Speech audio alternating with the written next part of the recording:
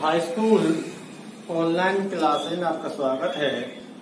तो देखिए, रोज की तरह आज एक बार फिर से त्रिकोणमिति।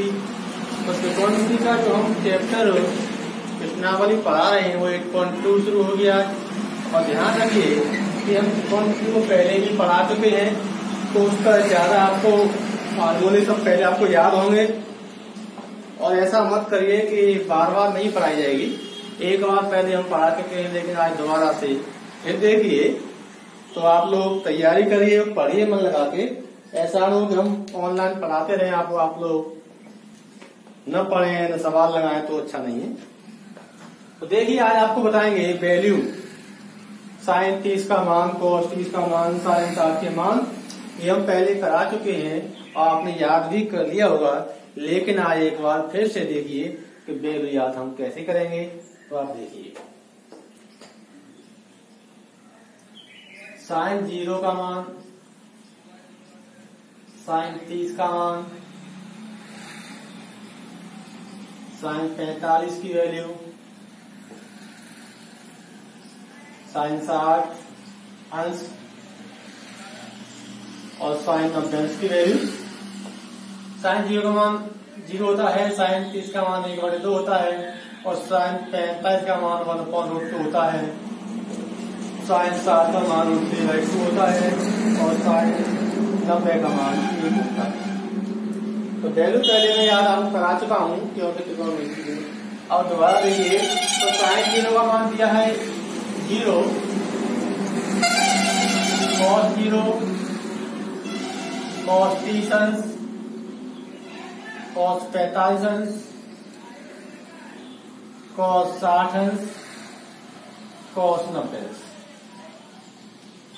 इनका मान क्या करेंगे कि साइन का जो वैल्यू दिया गया है इनको उल्टा कर दिया जाए, यानी जो साइन 90 की वैल्यू है वो कॉस 0 का होगा मान, और जो साइन 60 का है वो कॉस 30 की वैल्यू होगी, और जो साइन 45 की है वो कॉस 45 का मान होगा, और जो कॉस 60 की है वो वैल्यू साइन 60 वाली होगी, और कॉस 90 का मान 0 होगा। ये तात्पर्य कहने का हुआ कि हमको साइन की वैल्यू याद कर ले। साइन 0 का मान 0 होता है, साइन 30 का मान 1/2 होता है, और साइन 45 का मान 1/2 होता है, और साइन 60 का मान 3/2 होता है, साइन 90 का 1 होता है।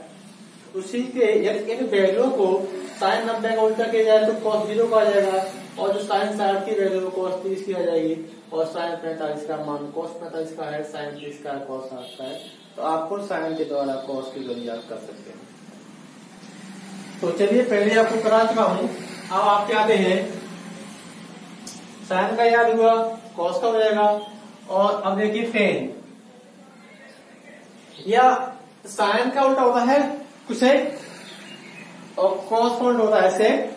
तो साइन की सहायता से यहाँ वैल्यू आ जाएगी, किसकी आ जाएगी? कोसेक की आ जाएगी, और कॉस की सहायता से वैल्यू आ रही सेक। जैसे हमने निकाले यहाँ सेक 0 और सेक 30 अंश, सेक 45 अंश और सेक 60 अंश और सेक 90 अंश। अब ये हमारा क्या होता है कि हम जानते हैं कि जब कॉस इनका कॉस का उल्टा सेक होता है ना, तो 1 का उल्टा करेंगे आपका मान 1/1 हो जाएगा, 1 आ जाएगा, और इसको उल्टा किया जाएगा तो ये आपका 2/√3 हो जाएगा। इसको वैल्यू को पलटा जाएगा तो √2/1 हो जाएगा, 1 को नहीं लिखते हैं, √2 आ गया। और सेक 60 का मान को 60 को उल्टा करेंगे तो 2 आ गया, और इसका उल्टा करेंगे तो हमारा हो जाएगा कि यहाँ मान लें 0/1 मान लें, 1/0 मान लें, 0 भाग देंगे तो कुछ नहीं आता है, उल्टा करेंगे तो 1/0, और ये वहां होता है इन्फिनिट। क्या होता है? इन्फिनिट होता है। तो चलिए, यह हो जाएगा अनंत हो जाएगा।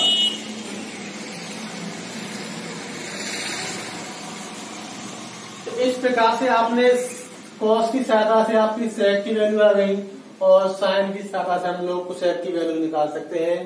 तो आपको पहले मैं करा चुका हूं, तो आप याद आराम से कर सकते हैं, ज्यादा आपको कठिनाई नहीं होगी।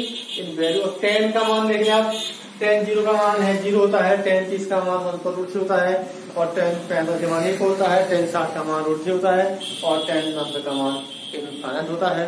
उसकी सहायता से आप कॉर्ड के मान निकाल सकते हैं। इस तरह से आप वैल्यू को याद कर सकते हैं। तो एक से एक आप निकाल सकते हैं। तो 10 या 10 का मान ऐसे भी निकाल सकते हैं, जैसे आपका दिया है 10 60 दिया है। चलिए आपका यहाँ भी आएगा अभी 10 हमारा साइन थीटा बटे कॉस थीटा होता है, उसके माध्यम से निकाल सकते हैं। तो इसे याद करें। तो आप इन वैल्यूओं को याद करें, देखें और समझें। पहले मैं करा चुका हूं और आपकी ये किताब में भी दी गई है, तो आप तैयार करें और आप इसके सवालों को देखें। अब बात एक आती है हमारी कहाँ से वैल्यू आई, तो इनका करेंगे डेरिवेशन। लेकिन ये डेरिवेशन आपका परीक्षा में नहीं आता है, लेकिन ये वैल्यू कहाँ से आई उनका हम लोग विस्तार से वर्णन कर सकते हैं। लेकिन आज फिलहाल देखिए आप लोग सवाल 8.2 देखिए कठिनाई आपकी। सवाल नंबर आपका पहला है कि साइन 60 कॉस 30 अंश, साइन 60 अंश कॉस 30 धन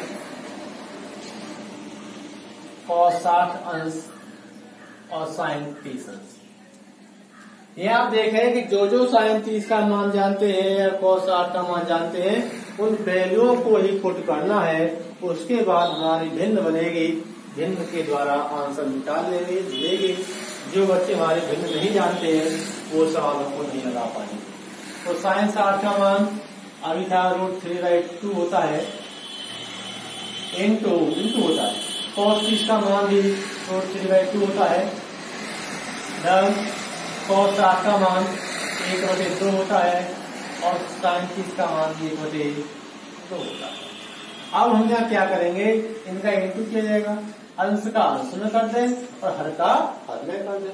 तो √3 और √3 हमारा हो जाएगा √3/2 2 बार है, वर्ग हो गया, धन 1/2, 1 हो गया, और 2 दूनी 4। वर्ग करेंगे तो रूट का वर्ग करने पर हमारा वर्ग हट जाएगा, 3 आ जाएगा, और 2 का वर्ग 4 हो जाएगा, धन 1/4। लासा भिन्न बन गया, लासा हमारा 4 आ गया। हर समान होने पर अंश हमारे जुड़ जाते हैं। तो 3 + 1 = 4/4। ये आपका आंसर है। ये ध्यान दीजिए कि जब तक आप इसके फॉर्मूले याद नहीं करेंगे, जब तक आपके फॉर्मूले की हल नहीं कर पाएंगे। और ये नहीं कि आप बस सवाल सुनते रहें या हम लोग पढ़ाते रहें, दूसरी बात पढ़ा रहा हूँ, तो आप वैल्यू याद करिए, उनका मान रखिए, उनका इंटू कीजिएगा, अंश का अंश में करिए, हर का हर में करिएगा, भिन्न बनेगा। और भिन्न नहीं जानते हैं तो वो आपकी टेंशन है, आपकी जिम्मेदारी बनती है तो भिन्न सीखें तो आपका आंसर आ गया। तो आपके समझ में अवश्य आ गया होगा, इसलिए आपको ये देखना है कि हमें क्या करना है। सवाल नंबर 2 आप देखिएगा। सवाल नंबर 2 आपका है दिया, इसका सेकंड पार्ट दिया है 2 10² 45 अंश 2 10² 45 अंश plus cos² 30 minus sin² 60।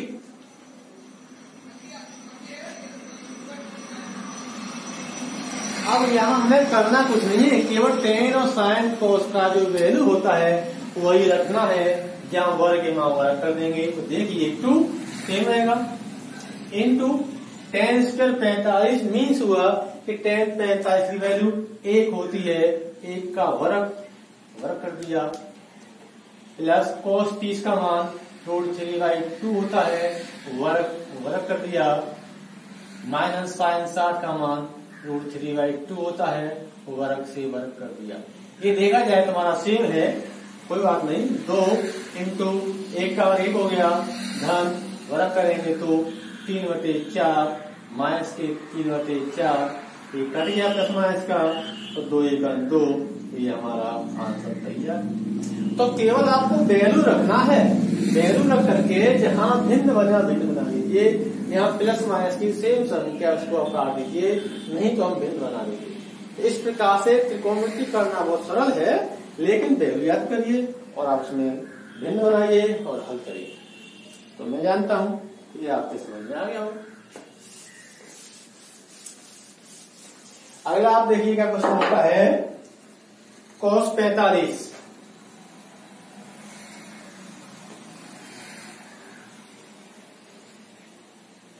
cos 45 अंश बटे sec 30 अंश प्लस cosec 30 अंश, sec 30 अंश प्लस cosec 30 अंश। अब इसमें हमें करना कुछ नहीं है, केवल हम वैल्यू जानते हैं। तो हमारा कर्म है कि वैल्यू रखिए cos 45 की वैल्यू 1/√2 होता है बटे sec 30 का मान, जो cos 30 की वैल्यू होती है उसका उल्टा करेंगे तो हमारा 2/√3 आ जाएगा। डन। cosec 30 का मतलब होगा जो sin 30 की वैल्यू 1/2 होती है, उल्टा करेंगे तो 2 आ जाएंगे। एक हर मान लिया जाए तो हमारा हर में भिन्न बन गया, तो 1/√2 बटे √3 हमारा एलसीएम आ गया, तो 1 में कट गया तो 2 आ गया, प्लस इसका गुणा कर देंगे तो 2 आपका 3 आ गया। 1 2 3 4 पर हो गए, तो पहले के पास चौथा पर पहुंच जाता, हमारा नियम होता है। तो आपको हो जाएगा √3 बटे √2 इंटू दूसरी संख्या और तीसरी, 2 प्लस 2√3। 1 2 3 4 पद हो गए, तो पहले के पास चौथा पद इंटू पहुंच जाता है बटे दूसरा और तीसरा। अब यहाँ देखा जाए हमारा कुछ कॉमन भी आ रहा है, हमारा कॉमन हमारा आ जाएगा 2 कॉमन आ गया, √2 हमारा बाहर है, क्या बचा √3 प्लस 1। अगर इसमें हम लोग इसके कंजुगेट से गुणा कर दें तो हमारा आंसर कुछ और भी आ सकता है। इसका कंजुगेट देखिएगा, अंश हुआ हर में √3 - 1 से गुणा करने पर कंजुगेट होता है गुणा। चलिए √3 और √3 - 1 बटे 2√2, तो √3 प्लस 1 और गुणा कर दिया √3 - 1। ये तात्पर्य हुआ ये इतना हमारा था, ये भी था, ये भी था, ये था, इसका आंसर हमने गुणा कर दिया √3 - 1 का। तो क्या करेंगे देखिए, √3 और √3 - 1 बटे 2√2। ये देखा जाए a धन भी और a माइनस भी है, तो पहले का वर्ग तो √3 का वर्ग हो जाएगा माइनस 1 का वर्ग, तो √3 और √3 - 1 बटे वर्ग करेंगे वहां 3 आ गया, इसका करेंगे तो वहां 1 आ गया, तो √3 और √3 - 1 बटे 2√2 इंटू 3 में से क्या तो 2 बचा।